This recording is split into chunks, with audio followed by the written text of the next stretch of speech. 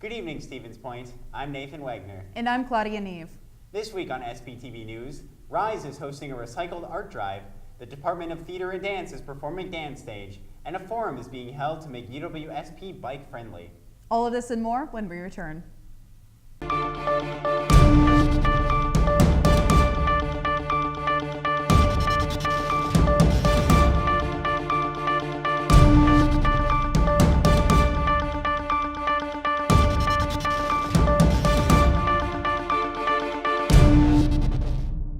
Have you heard of TED Talks? This year, UWSP successfully launched their first TEDx Talks. The event included lectures from UWSP professors, business people, and a speaker all the way from California. The organization is planning to make this annual event and are looking for next year's executive team. The staff will include a treasurer, an events manager, a mini-series coordinator, and a secretary. Applications are available online for those who are interested. The deadline for submitting an application is May 1st. For any questions, email TEDx. Cases Coffee and Culture on rape culture occurred Wednesday, April 18th. Breanna Schmitt has more. In height of Sexual Assault Awareness Month, Cases Last Coffee and Culture event was about rape culture. So Coffee and Culture was created quite a few years ago by a person who was in this position before me. And our original intention was to just create awareness about different cultures, different things that are going on in the world, and it's sort of turned into more of a social justice program, I guess you could say, where we want to raise up voices of marginalized groups of people, bring awareness to things that people might not be aware of, things of that nature. The Coffee and Culture event was on Wednesday, April 18th in the DUC Encore Room. This program is a part of a series of Sexual Assault Awareness Month, and this is one of the final ones that we're doing. We're working with PAVE and CAP services, and it's going to be broken up into a few different parts. The first part is going to be more of an educational thing. So there's going to be PowerPoints defining what rape culture is, what IPV or interpersonal violence is, how those things relate to one another, and those kinds of things. And then the second half of the program is going to be a panel. So survivors are going to share their stories of sexual assault and kind of bring it open to questions. And it's going to be a very personal and kind of an intimate environment, but I think it'll go really well. And then the final part, as a wrap-up, there's going to be a call to action by one of our guest speakers that we're going to have tonight, Katrina Shanklin. She's going to be there explaining what we can do to end rape culture and help survivors and keep up with this movement that's going on right now. The two main topics that Coffee and Culture Rape Culture focused on were sexual assault and interpersonal violence. When we think of rape culture, a lot of times we think of sexual assault in more of those extreme cases, but rape culture really focuses on what escalates to those things. So talking about more of the basic level things that we don't really think about, like locker room talk, like sexual jokes, whistling, things like that, that we don't maybe think twice about in our everyday lives, but those kind of escalate into those more extreme cases of sexual assault. So if we end that base level and try to put a stop to that base level even, that will bring down the risk factor, I guess, of the higher level things happening. Interpersonal violence is an abusive relationship between romantic partners, friends, or even family members.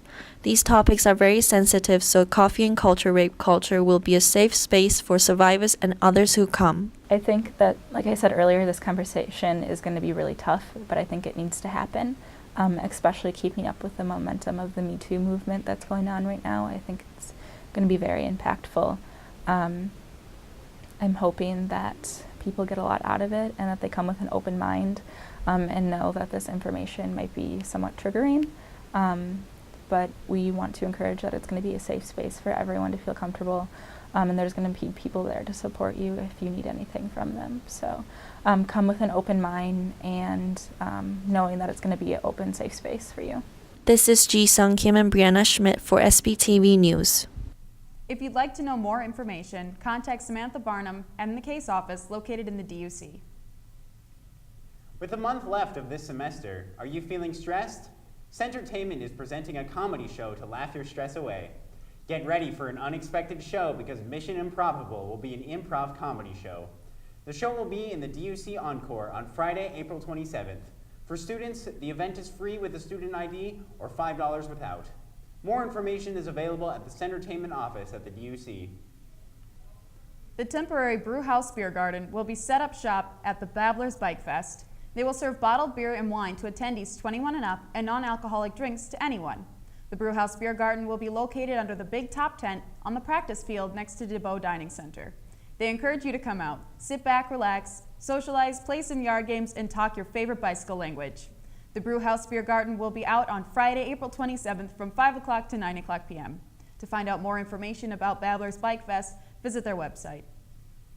RISE Recycled Earth Recycled Art Auction is organized by RISE to support local artists and to encourage the community to look at the benefits of reusing, reducing, and recycling.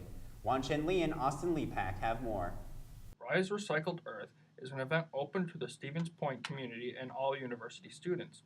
We sat down to talk with Christopher Benny about this event. Well, RISE is a Refined Earth, that's the name of the project, was our annual environmental event. It's the first time we organized it.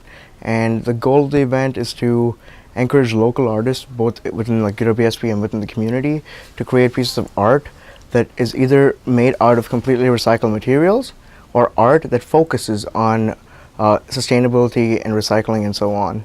So the way we did it was we had like an auction, and we invited community members, students, staff, faculty, and all the pieces were put at bid. And we had speakers talking about sustainability, innovative sustainability, and how you could be a better citizen when you look at like environment and so on. And all the pieces were put up for a bid, and the highest bidder got the piece, and 70% of the profit, or whatever the piece sold for, went back to the artist, because we want to support local art, and 30% if it comes to RISE for environmental programming.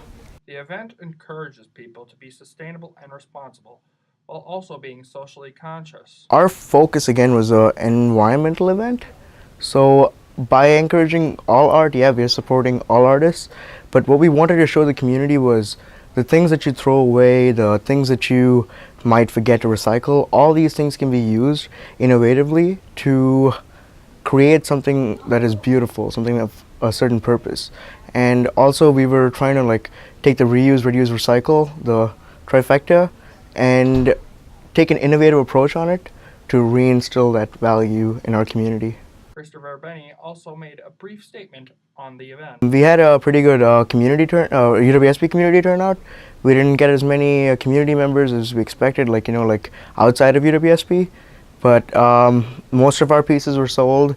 We got good input on the speakers over there. We had Dave Barbier from the Office of Sustainability as our keynote speaker. We had UWSP alumni Ben Zoltak, who's an artist right now, who creates art basically out of like items that are being thrown away and like items that you can find being thrown like in trash cans or like in the forest, for example, and creating art. And we also had a couple other speakers like the SGA Environment and Sustainability Director, because we partnered with SGA, and the UW System Representative Environmental Director. So we had a wide variety of speakers on sustainable art and also like sustainability, just basically. So yeah, I feel like the event was a success, and I feel like next year we would like more community members to show up too. So increased turnout would be great. He also wants people to know that a lot of things have the value of second use, and that you can protect the environment through your own actions. Some of the things that we would like to portray from just this event would be, first off, make sure you're being environmentally responsible and sustainable. So if you don't already, make sure you segregate your waste, make sure you recycle, and also ensure that you're being environmentally just while doing so. For example, like how we could act as a community to proactively prevent events like Flint, Michigan, like in the water and so on, and how we as a community can work together to make sure that we ensure sustainability and also ensure that our people that are living in Stevens Point, and also wherever these people might go to and settle down later on, understand the importance of acting now so we can save the earth for the future. The event does not just educate people to protect the environment, but also enriches a college student's campus life. Our goal was to reach as many students as possible, and also it was Earth Week, so this was RISE's Earth Week event. was to increase knowledge in innovative sustainability and how to be an environmentally just citizen, because that was one of our speakers too. So environmental justice is basically like thinking about how your practices related to using different items. For more information, contact rise@uwsp.edu, or you can check out their Facebook page, Spin page, and Instagram account. For SPTV News, this is Lepak and Wanzhen Li reporting. For more information, contact Rise. Soon the semester will be over, and it'll be the summer. While the summer is long, students take this opportunity to earn and save up money. There are various opportunities to work at the university. The bookstore is now hiring a customer service student manager, full-time during the summer. The position allows you to work 20 to 25 hours a week, and you will be able to be in a leadership role and make your own schedule. This is also an opportunity to be an upfront role with the student body. For more information and to apply, visit the bookstore. Earth Day this year is this Sunday, April 22nd. UWSP hosted an Eco Fair and has planned an Eco Fair concert. There are other ways to get involved with Earth Day. Hope you like taking pictures, because you can submit photos that describe sustainability in your community via Instagram from April 11th to April 20th by tagging @sustain.uwsp and using hashtag UWSPcommunity. Voting will take place at Earth Week events on April 23rd and 24th, and the winner will be selected by April 25th. For more information, contact the Office of Sustainability. The blood drive is back. Donate blood or your time at the UW Stevens Point Blood Drive, hosted by the Campus Activity and Student Engagement Office in the American Red Cross. The drive will take place in the DUC Laird Room on Tuesday, April 24th from 10 a.m. to 3 p.m. and Wednesday, April 25th from 10 a.m. to 3 p.m. as well. You can either donate blood or volunteer. Walk-ins are welcomed, but appointments are encouraged, as donors with appointments will get through the donation process faster. The whole donation process takes about 1 hour from registration to recovery. Contact UWSP Case for more information. That is all the news we have for you this evening. We'll be right back with sports after the break.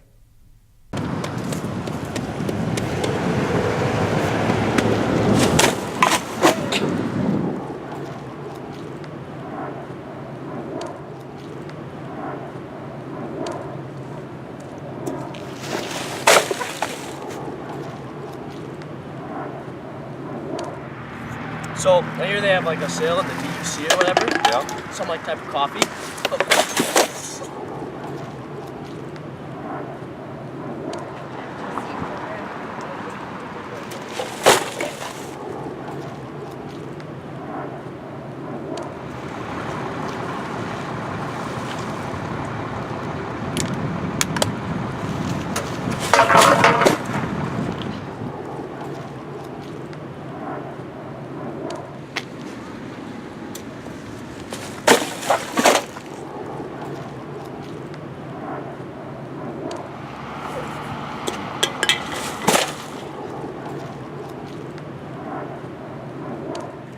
Doesn't know this now.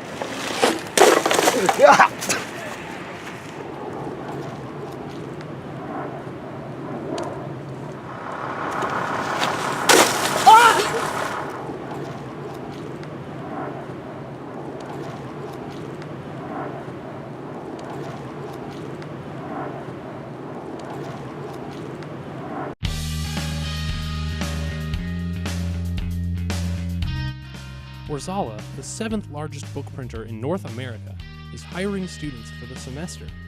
We are 100% employee-owned and located right here in Stevens Point, Wisconsin.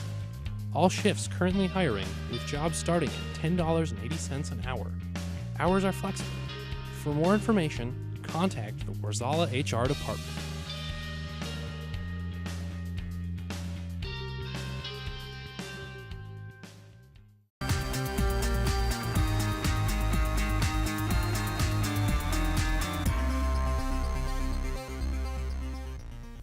Welcome back, Pointers. In sports this week, weather is the name of the game, or lack of games, in the case of the UWSP baseball and softball team. The Pointers baseball team is 15-4 overall and 7-0 in WIAC play, which will factor in more this season than the past seasons, since the WIAC conference late last week canceled the baseball tournament due to all the game cancellations that have plagued conference teams.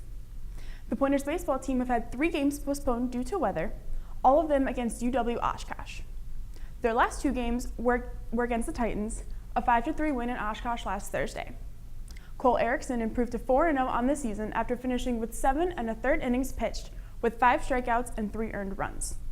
Yesterday's game against the Titans was postponed and it will be made up on the 26th. The Pointers softball team is 11-14 on the season. Their last 3 conference doubleheaders scheduled to be played on campus have all been postponed due to the snow and poor field conditions. Their last game that they actually played was last Wednesday against UW Whitewater on the road, a 9-1 loss in 5 innings in Game 1 and a 10-2 loss in 6 innings in Game 2. The first round of the NBA playoffs is underway. The Milwaukee Bucks find themselves in an 0-2 series hole against the Boston Celtics. They dropped game 1 of 113-107 overtime loss on Sunday. Chris Middleton led the Bucks offense with 47 points. The Bucks dropped Game 2 on Tuesday night 120-106. Game 3 is scheduled for Friday night in Milwaukee with 8:30 p.m. tip-off. And that's all the sports stories we have for you this week. Up next is Dashanay Scott with entertainment news. I'm Rachael Ellis with SPTV Sports.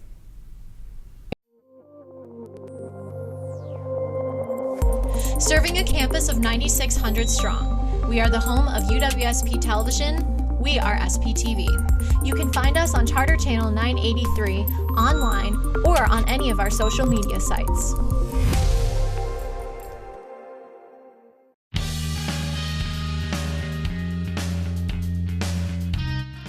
Warzala, the 7th largest book printer in North America, is hiring students for the semester. We are 100% employee-owned and located right here in Stevens Point, Wisconsin. All shifts currently hiring, with jobs starting at $10.80 an hour. Hours are flexible. For more information, contact the Warzala HR department.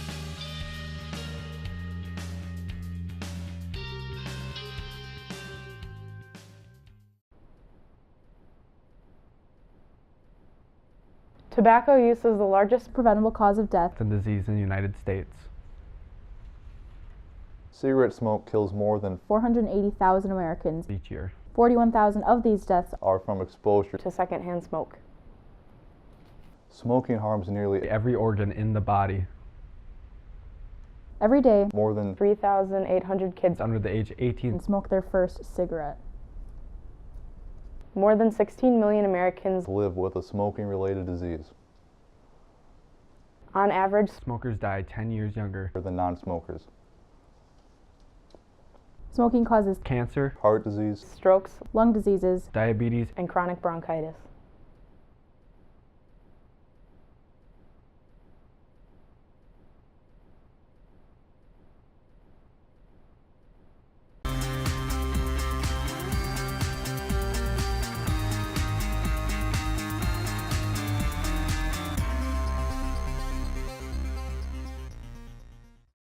Welcome back, Pointers. The Department of Theater and Dance will be hosting their annual Danstage performance, including gorgeous dancing and inspiring premieres. Danstage features exciting new work by faculty choreographers Michael Astanich, Jeannie Hill, Joan Carlin, and guest artist Nick Pupolo, the artistic director of the Verso Dance. Performances will take place from Thursday through Saturday, April 19th through 21st at 7:30 p.m. with a 2 o'clock p.m.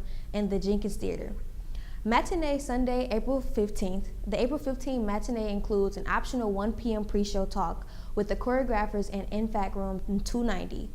Tickets are $24 for adults and seniors, $14 for youth, and $10 for students with an ID.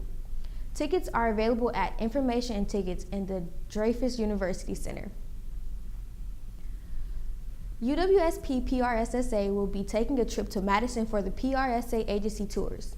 PRSSA is a professional organization driven to advance students' knowledge and application of public relations, marketing, and advertising. They specialize in providing students with the opportunity to apply their skills in these areas and connect them with professionals in the industry and real-world experience in local communities. The presentation will include tours of Stephen Brady, Hybing, Lindsay, Stone and Briggs, and Ripe Kinney Marketing. Lunch will also provide presentations from the Wisconsin Historical Society and 2 Men in a Truck. The PRSC Madison Agency Tours will be held on Friday, April 27th from 10 a.m. to 5 p.m. To find out more information, email PRSSA. Centertainment Productions will be hosting a screening of the final movie of the hit trilogy, Pitch Perfect.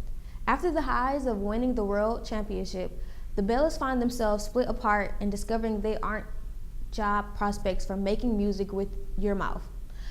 But when they get the chance to reunite for an overseas USO tour, the group of awesome nerds will come together to make some music and some questionable decisions one last time. The screening will be on April 20th at 7 p.m. and 9:30 p.m. in the DUC Theater. The event is free with a student ID or $3 without. A free bag of popcorn will be offered to those who bring a non-perishable food donation. On the 100th anniversary of their debut, a pair of operas by Puccini will be performed at UWSP.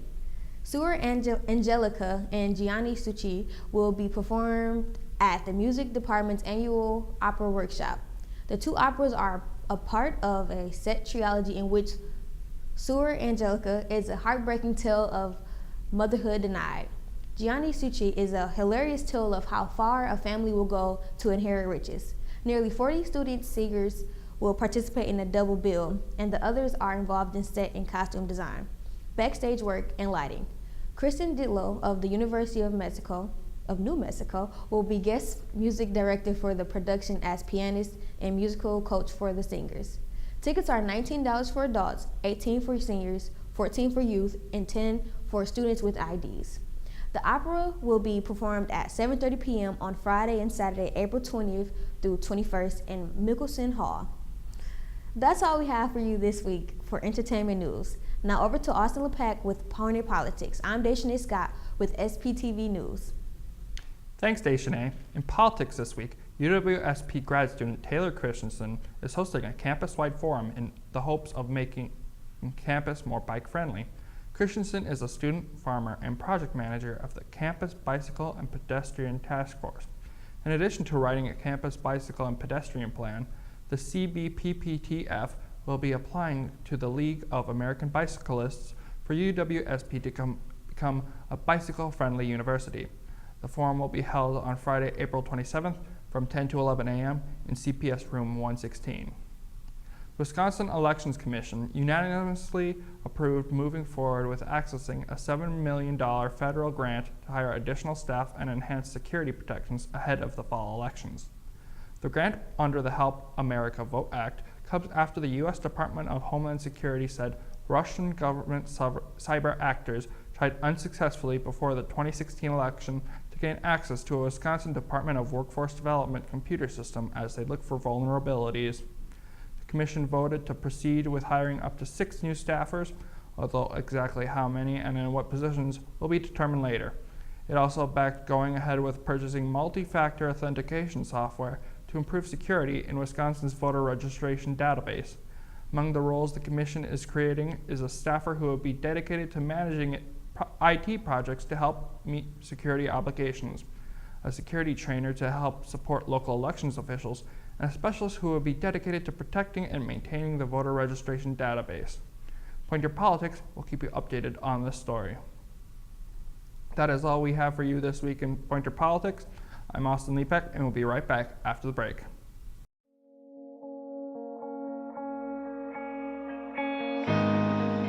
It's a very welcoming place. Even if you don't know what support you need, just coming down, we can look at individual schedules and talk about all the different options that are available.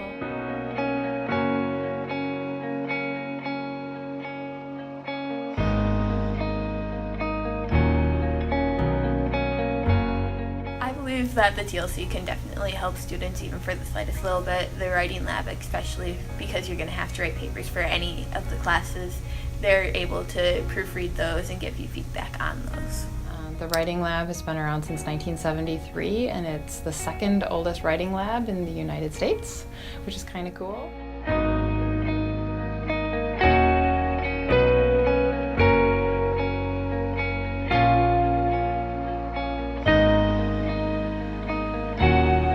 I was surprised by everything that I learned about TLC because I didn't realize there were so many resources for students.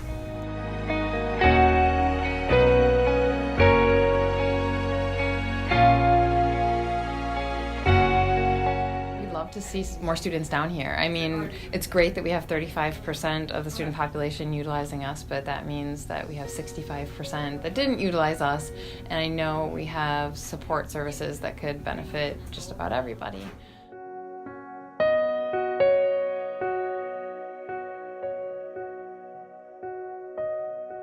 It means to me that I'm able to add another link between the TLC and the students. I know that as a big organization, it's kind of hard to get word out to the students, especially because they're not going out and meeting with the students or being part of their classes or anything like that.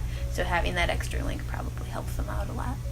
And when you come down, there's free coffee, tea, and hot cocoa, so make themselves at home and learn a little bit about how they can be supported.